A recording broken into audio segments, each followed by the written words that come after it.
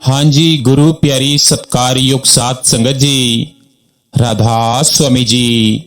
प्यारी सात संगत जी, आज के इस पावन सत्संग में हम उस रूहानी शक्ति की चर्चा करेंगे जिसे संतों ने ईमान या विश्वास कहा है। कल हमने अपनी संभाल की बात की थी, लेकिन वह संभाल तब तक नहीं हो सकती जब तक हमारे भीतर अपने गुरु और उस कुल मालिक के प्रति अटूट विश्वास ना हो। विचार कीजिए, एक छोटा बच्चा जब अपने पिता की उंगली पकड़ता है तो उसे इस बात की चिंता नहीं होती कि रास्ता कहां जा रहा है, आगे गड्ढा है या कांटे। उसे भरोसा होता है कि मेरे पिता ने मेरा हाथ थामा है तो मैं सुरक्षित हूं। क्या हमारा विश्वास अपने सतगुरु पर ऐसा है? अक्सर हमारा विश्वास डामाडोल रहता है। जब सुख आता है तो हम कहते हैं कि मालिक बहुत दयालु है, लेकिन जैसे ही थोड़ी सी परीक्षा आती है हमारा विश्वास डगमगाने लगता है और हम शिकायतें शुरू कर देते हैं।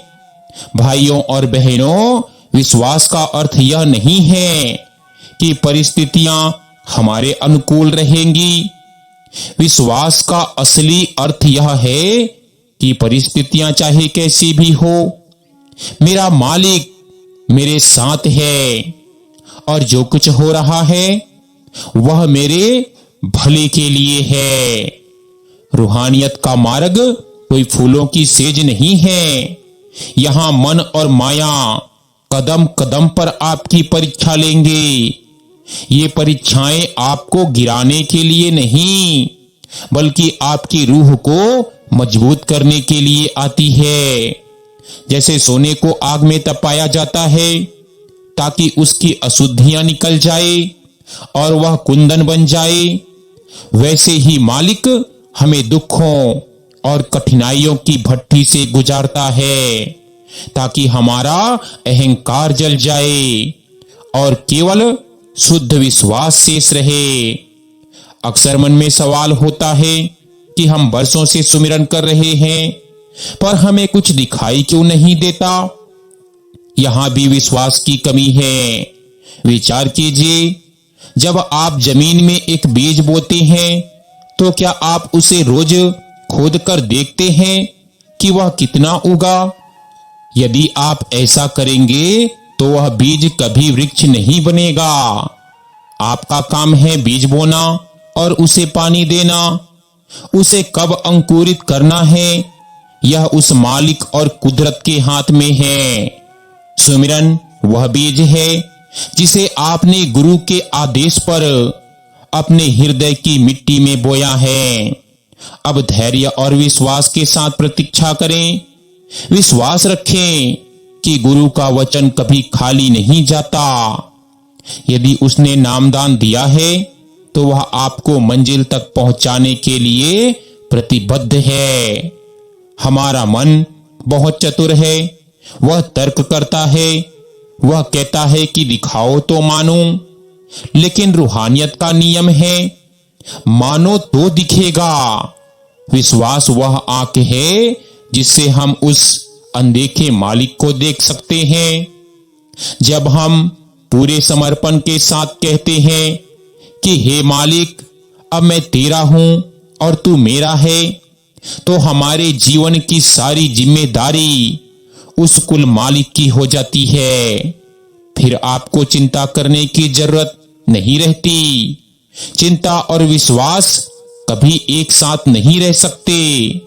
जहां चिंता है वहां विश्वास की कमी है और जहां विश्वास है वहां पूर्ण शांति है। अपनी रूहानी यात्रा को सुगम बनाने के लिए सतगुरु के स्वरूप पर ध्यान टिकाएं। गुरु कोई शरीर नहीं है, वह एक शक्ति है जो हर पल आपके अंग संग है। जब आप अकेले होते हैं तब भी वह आपके पास होता है। जब आप मुसीबत में होते हैं तो वह ढाल बनकर खड़ा होता है। बस हमारी सूरत यानी तवज्जो संसार की ओर इतनी ज्यादा है कि हम उसकी मौजूदगी को महसूस ही नहीं कर पाते। विश्वास को बढ़ाने का सबसे सरल तरीका है सत्संग। सत्संग हमें बार बार याद दिलाता है कि हमारा असली घर कहां है और हमारा असली साथी कौन है। आज के इस दौर में जहां हर तरफ अनिश्चितता है, वहां केवल वही इंसान सुखी है जिसका भरोसा उस अविनाशी शक्ति पर है। दुनिया के सहारे कच्चे धागे की तरह हैं, आज है तो कल टूट जाएंगे, लेकिन उस मालिक का सहारा वह मजबूत खंभा है जिसे मौत भी नहीं हिला सकती। अपने भीतर झांकिए, क्या आपका भरोसा आज भी बाहरी चीजों पर है या उस आंतरिक शब्द पर? रूहानियत का असली फल ही निर्भयता है, और निर्भय वही है जिसे विश्वास है कि मेरा रक्षक समर्थ है। साथ संगत जी, विश्वास की इस यात्रा में अक्सर हम एक ऐसे मोड़ पर आकर खड़े हो जाते हैं जहां चारों तरफ अंधेरा नजर आता है और मन बार बार ये सवाल करता है कि क्या मैं सही रास्ते पर हूं। पिछली कड़ी में हमने उस छोटे बच्चे और पिता की उंगली की बात की थी, लेकिन अब हमें उस गहराई को समझना है जहां ये विश्वास एक चट्टान की तरह मजबूत हो जाता है। विचार कीजिए, जब एक बीज जमीन के नीचे दबता है तो उसे ऊपर की दुनिया का कुछ पता नहीं होता।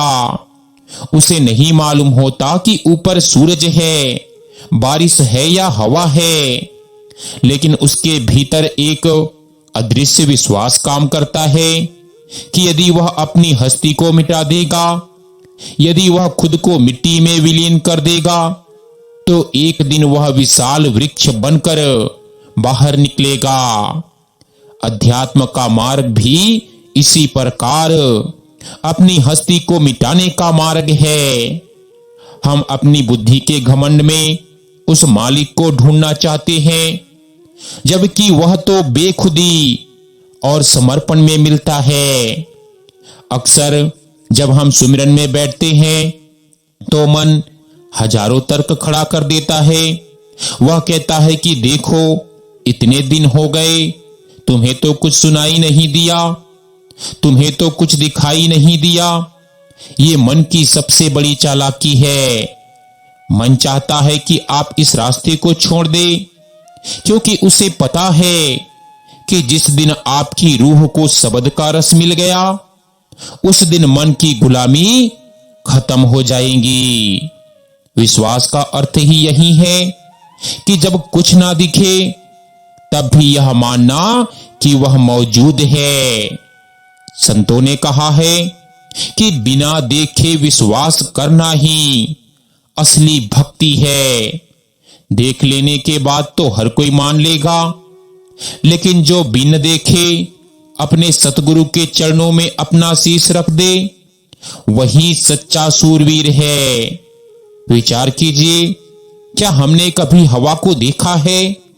नहीं, लेकिन हम जानते हैं कि वह है, क्योंकि हम उसके बिना सांस नहीं ले सकते। ठीक वैसे ही परमात्मा और गुरु की शक्ति को आंखों से नहीं, बल्कि रूहानी अनुभवों और जीवन में आने वाली शांति से महसूस किया जाता है। विश्वास को मजबूत करने के लिए हमें परीक्षा की घड़ी से गुजरना ही पड़ता है। दुनिया में कोई भी ऐसी चीज नहीं जो बिना तपे कुंदन बनी हो। जब आपके जीवन में कोई बड़ी कठिनाई आती है तो समझ लीजिए कि गुरु आपको एक ऊंचे दर्जे पर ले जाना चाहता है। हम अक्सर उस मालिक से केवल सुख मांगते हैं, लेकिन संत कहते हैं कि दुख भी उस मालिक का एक तोहफा है। दुख हमें संसार के मोह जाल से तोड़ता है। जब तक हमें दुनिया से सुख मिलता रहता है, हम उस मालिक को याद नहीं करते, लेकिन जैसे ही दुनिया हमें ठुकराती है, हमें उस सच्चे साथी की याद आती है। विश्वास की असली पहचान सुख में नहीं बल्कि घोर संकट में होती है। क्या उस वक्त भी आप कह सकते हैं कि हे मालिक, तेरा शुक्र है, तू जो कर रहा है सही है? यदि हां तो समझ लीजिए कि आपका विश्वास फलीभूत हो रहा है। भक्ति के मार्ग पर धैर्य विश्वास का सबसे बड़ा साथी है। विश्वास कहता है कि वह देगा और धैर्य कहता है कि सही समय पर देगा। हम उस मालिक के लिए टाइम टेबल तय करना चाहते हैं। हम चाहते हैं कि हमारी प्रार्थना कभी कबूल हो जाए, लेकिन वह कुल मालिक जानता है कि हमारे लिए क्या बेहतर है और कब बेहतर है। एक छोटा बच्चा आग का अंगारा मांगता है क्योंकि उसे वह चमकता हुआ खिलौना लगता है, पर मां उसे कभी नहीं देती क्योंकि वह जानती है कि इससे उसका हाथ जल जाएगा। बच्चा रोता है, चिल्लाता है और सोचता है कि मां बुरी है। ठीक वैसे ही हम मालिक से वो चीजें मांगते हैं जो हमारी रूहानी तरक्की के लिए घातक हो सकती है। जब वह नहीं देता तो हम अपना विश्वास खोने लगते हैं। यहां हमें यह समझना होगा कि उसकी नाम में भी हमारी भलाई छिपी है। अपनी रूहानी तिजोरी को सुरक्षित रखने के लिए सत्संग की ओट लें। सत्संग हमारे विश्वास के दीपक में तेल डालने का काम करता है। जब हम सत्संग में जाते हैं तो हमें पता चलता है कि हम अकेले नहीं हैं जो संघर्ष कर रहे हैं। हजारों रूहें उसी रास्ते पर चल रही है। संतों के वचन हमारे मुरझाए हुए मन में फिर से प्राण फूंक देते हैं। विश्वास को बढ़ाने का एक और तरीका है कि अपनी पिछली रहमतों को याद करना।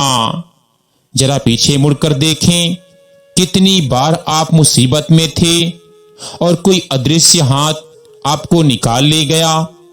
कितनी बार ऐसा हुआ कि काम बिगड़ने वाला था और ऐन वक्त पर सब ठीक हो गया। वो हाथ किसका था? वो आपके सतगुरु की दया ही थी। जब उसने कल संभाला था तो वो आज भी संभालेगा और कल भी संभालेगा। विचार कीजिए, जिस गुरु ने हमें नाम की अनमोल दौलत दी है, क्या वह हमें बीच मझधार में छोड़ सकता है? कभी नहीं। संतों का वचन है कि गुरु सोई जो रूह को पार लगावे। एक बार जब गुरु ने दीक्षा दे दी तो आपकी रूह की जिम्मेदारी उसकी हो गई। अब आप उसके मेहमान हैं। क्या कोई मेजबान अपने मेहमान को भूखा सोने देता है? फिर वह कुल मालिक तो सारी सृष्टि का मेजबान है। विश्वास रखें कि काल और माया की कोई भी ताकत आपको उस मालिक से अलग नहीं कर सकती, बशर्ते आप अपना विश्वास ना छोड़ें। विश्वास का धागा बहुत बारीक होता है, पर इसमें इतनी ताकत होती है कि ये परमात्मा को खींचकर आपके पास ला सकता है। सुमिरन करते समय अपने मन को शांत रखें। ये ना सोचें कि आज क्या मिलेगा। बस इस भाव से बैठें कि हे मालिक, मैं तेरे हुक्म से यहां बैठा हूं, अब तू जाने और तेरा काम जाने। जब आप फल की चिंता छोड़ देते हैं तो सुमिरन बोझ नहीं रहता, बल्कि एक मिलन बन जाता है। विश्वास रखें कि किया गया एक पल का सिमरन भी कभी खाली नहीं जाता। वह आपकी रूहानी कमाई के बैंक में जमा हो रहा है। जिस दिन ये खाता भर जाएगा उस दिन नूर का प्रकाश अपने आप फूट पड़ेगा। अपनी आंखों को बंद करें और महसूस करें कि गुरु आपके अंग संग है। वह आपकी हर सोच को देख रहा है। वह आपके हृदय की धड़कन को सुन रहा है। आज सत्संग सुनकर हम ये संकल्प लें कि हम अपने विश्वास को कभी कमजोर नहीं होने देंगे।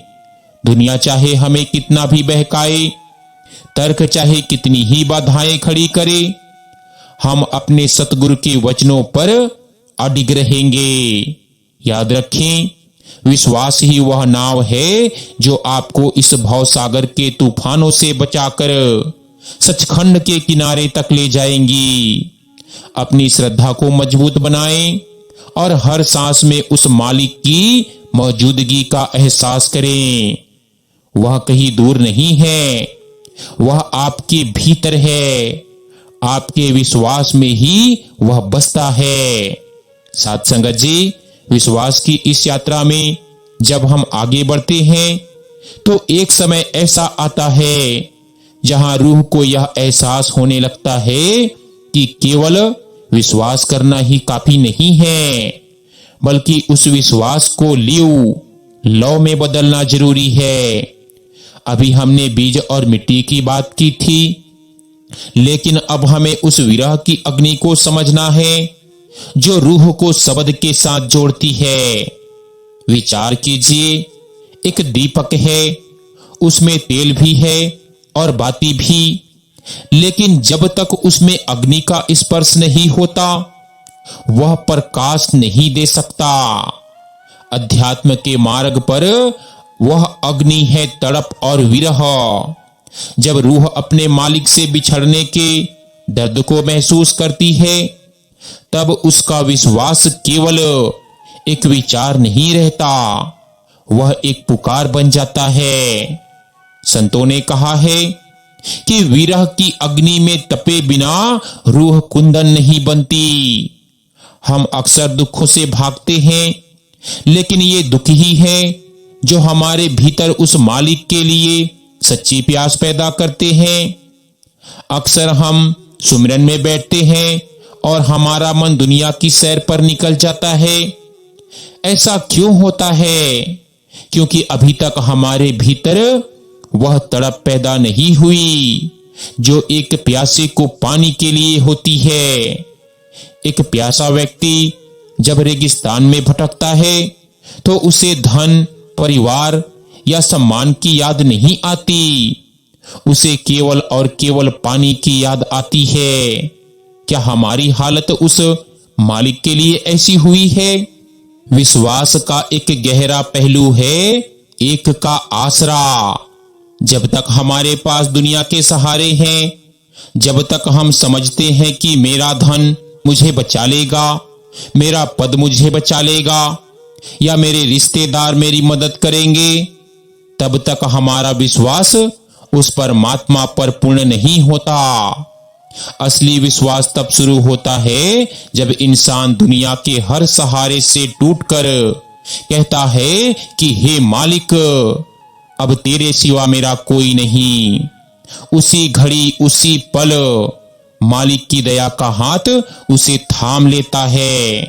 विचार कीजिए, हम मंदिर, मस्जिद, गुरुद्वारे जाते हैं, हम माथा टेकते हैं, पर हमारा दिल कहाँ होता है? हमारा दिल तो उन जूतों में होता है जो हमने बाहर छोड़े हैं, या उन समस्याओं में होता है जो घर पर हमारा इंतजार कर रही है। यह बटी हुई तवज्जो हमें कहीं का नहीं छोड़ती। विश्वास का अर्थ है पूर्ण एकाग्रता। जब आप सुमिरन में बैठे तो मान ले कि यह पूरी दुनिया मिट चुकी है। आपके परिवार वाले, आपका शरीर, आपकी संपत्ति, सब कुछ पीछे छूट गया है। अब केवल आप हैं और आपका गुरु है। इस एकांत को महसूस करना ही रूहानी सफर की शुरुआत है। गुरु कोई हाड़ मांस का पुतला नहीं है, वह तो वह शब्द है जो सृष्टि के कण कण में व्याप्त है। जब आप अपनी सूरत को उस शब्द के साथ जोड़ने का प्रयास करते हैं तो आपका विश्वास एक रूहानी शक्ति बन जाता है जो आपको गुरु के नूरानी स्वरूप तक ले जाती है। भक्ति के मार्ग पर साहस की बहुत आवश्यकता है। यह मार्ग कायरों का नहीं है। कायर वह है जो मन की लहरों में बह जाता है, और सूरवीर वह है जो मन की विपरीत दिशा में तैरता है। विश्वास हमें वह साहस देता है जब पूरी दुनिया आपके खिलाफ खड़ी हो, जब परिस्थितियां आपको डरा रही हो, तब भी अपने गुरु के वचनों पर अडिग रहना ही असली बहादुरी है। संतों ने हमें सिखाया है कि मालिक की मौज में राजी रहना ही सबसे बड़ी बंदगी है। अक्सर हम अपनी मर्जी को मालिक की मर्जी बनाना चाहते हैं। हम चाहते हैं कि परमात्मा हमारे हिसाब से चले, लेकिन सच्चा भक्त वह है जो कहता है कि हे मालिक, जैसा तू रखे वैसे ही मैं खुश रहूं। इस समर्पण में जो शांति है वह दुनिया की किसी भी दौलत में नहीं है। अपनी रूहानी तिजोरी को सुरक्षित रखने के लिए वाणी का संयम बहुत जरूरी है। अक्सर हम अपनी रूहानी कमाई को दूसरों की निंदा और व्यर्थ की बातों में लुटा देते हैं। विश्वास और सुमिरन के द्वारा जो ऊर्जा हमने पैदा की थी वह जुबान के रास्ते बाहर निकल जाती है। एक सच्चे अभ्यासी को कम बोलना, मीठा बोलना और सोच समझकर बोलना चाहिए। जब आप चुप होते हैं तो आपके भीतर का शोर कम होने लगता है, और जब भीतर का शोर कम होता है तभी वह अनहद नाद, वह रूहानी संगीत सुनाई देता है। विश्वास रखें कि वह संगीत ही आपकी रूह की असली खुराक है। उस संगीत को सुनने के बाद संसार के सारे शोर फीके पड़ जाते हैं। विचार कीजिए, हम जिस गुरु के चरणों में बैठे हैं उसकी मेहर का कोई अंत नहीं है। वह हमारे उन पापों को भी क्षमा कर देता है जिनके बारे में हम खुद नहीं जानते। लेकिन हमारी समस्या यह है कि हम खुद को क्षमा नहीं कर पाते। हम अपने अतीत के बोझ को लेकर चलते रहते हैं। विश्वास का अर्थ यह भी है कि यदि गुरु ने कहा है कि तुम्हारे पाप कट गए तो मान लीजिए कि वे कट गए। अब पीछे मुड़कर मत देखिए। अपने भविष्य को उस मालिक के चरणों में समर्पित कर दें और वर्तमान में जीना शुरू करें। हर सांस को उस मालिक का शुक्राना मान कर लें। शुक्राना और विश्वास एक ही सिक्के के दो पहलू हैं। जो शुक्रगुजार है उसका विश्वास कभी कमजोर नहीं हो सकता। सुमिरन के दौरान जब अंधकार दिखाई दे तो घबराएं नहीं। वह अंधकार भी मालिक की ओर से एक पर्दा है। जैसे रात के बाद सुबह होती है, वैसे ही इस अंधकार के पीछे नूर का सूरज छिपा है। बस अपनी लगन को कम ना होने दें। अक्सर साधक इसी मोड़ पर आकर हिम्मत हार जाते हैं। वे सोचते हैं कि हमें कुछ नहीं मिल रहा, लेकिन याद रखें, रूहानी मार्ग पर नुकसान जैसा कुछ नहीं होता। आपकी की हुई एक पल की मेहनत भी आपके कर्मों के पहाड़ को काट रही है। विश्वास रखें कि गुरु आपके पास खड़ा है और वह आपकी मेहनत को देख रहा है।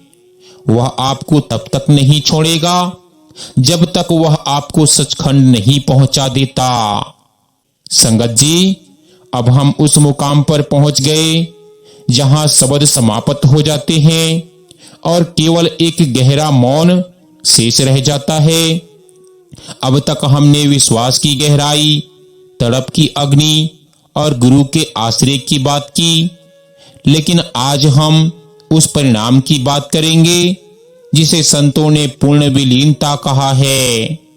विचार कीजिए, एक नदी जब सागर के करीब पहुंचती है तो उसकी अपनी पहचान, उसका अपना शोर, उसकी अपनी लहरें, सब कुछ शांत होने लगती है। वह धीरे धीरे सागर की विशालता को अपने भीतर महसूस करने लगती है और एक पल ऐसा आता है जब वह सागर में गिरती है और खुद सागर ही बन जाती है।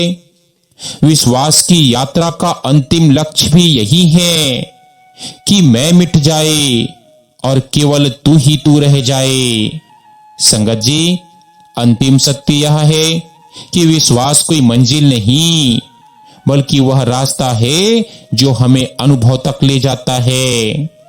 अक्सर हम पूछते हैं कि क्या हमने कभी परमात्मा को देखा है, लेकिन संतों ने सिखाया है कि परमात्मा देखने की चीज नहीं, वह तो होने की चीज है। जब आपका विश्वास अटूट हो जाता है, तब आपको उसे ढूंढने की जरूरत नहीं पड़ती। आप खुद उस नूर का हिस्सा बन जाते हैं। इस अवस्था में पहुंचकर भक्त यह नहीं कहता कि मैं विश्वास करता हूं, बल्कि वह कहता है कि मैं जानता हूं। यह जानना ही रूहानी पूर्णता है। यहां पहुंचकर संसार की सारी चिंताएं, सारे दुख और सारे भय भाव बनकर उड़ जाते हैं। संगत जी, इस रूहानी मार्ग पर अंतिम समर्पण ही सबसे बड़ी जीत है। समर्पण का अर्थ यह नहीं कि हम हार मान लें, बल्कि यह है कि हमने अपनी छोटी सी बुद्धि को उस विशाल ब्रह्मांडीय बुद्धि के हवाले कर दिया। जब आप पूरी तरह समर्पित हो जाते हैं, तो आपकी जिम्मेदारी आपकी नहीं रहती, वह उस कुल मालिक की हो जाती है। फिर आपको यह सोचने की जरूरत नहीं रहती कि कल क्या होगा, क्योंकि वह समर्थ है और वह जानता है कि अपनी रूहों को सचखंड कैसे पहुंचाना है। विश्वास रखें कि गुरु का वचन कभी खाली नहीं जाता। यदि उसने आपका हाथ थामा है, तो वह आपको भव सागर के बीच में नहीं छोड़ेगा। इस संसार में हम जो कुछ भी देख रहे हैं, वह एक छाया की तरह है जो ढल जाएगी, लेकिन वह शब्द, वह नाम सदा स्थिर है। अपनी सूरत को उस शब्द के साथ इतना पक्का जोड़ लें कि जब इस शरीर को छोड़ने का समय आए, तो आपको कोई मोह या डर ना सताए। रूहानी मार्ग की सफलता इसी में है कि हम जीते जी मरना सीख लें। जीते जी मरने का अर्थ है अपने अहंकार और अपनी वासनाओं को त्याग देना। जिस दिन आप अनादि शब्द की गूंज अपने भीतर सुन लेंगे, उस दिन आपको पता चलेगा कि आप कभी अकेले नहीं थे। वह मालिक तो आपकी हर धड़कन में, आपकी हर सांस में आपके साथ था। आज के इस पावन सत्संग के समापन पर अपने भीतर उस शांति को महसूस करें जो विश्वास से पैदा हुई है। संकल्प लें कि चाहे जीवन में कितने ही तूफान आए, आपके विश्वास का दिया कभी नहीं बुझेगा। गुरु के चरणों में अपना सब कुछ अर्पण कर दें, अपने दुख भी और अपनी खुशियां भी। जब आप पूरी तरह खाली हो जाते हैं, तभी वह मालिक अपनी रहमतों से आपको भर देता है। प्रेम बांटते रहें, सेवा करते रहें और हर सांस में उस कुल मालिक का शुक्राना अदा करें। याद रखें, आप एक साधारण मनुष्य नहीं हैं, आप उस असीम परमात्मा का अंश हैं। अपनी शक्तियों को पहचानें और उस नूरानी मंजिल की ओर बढ़ें, जहां केवल आनंद ही आनंद है। गुरु की दया मेहर हमेशा आपके अंग संग है। विश्वास की इस डोर को मजबूती से थामे रखें और उस शब्द की धुन में विलीन हो जाएं। हाँ जी।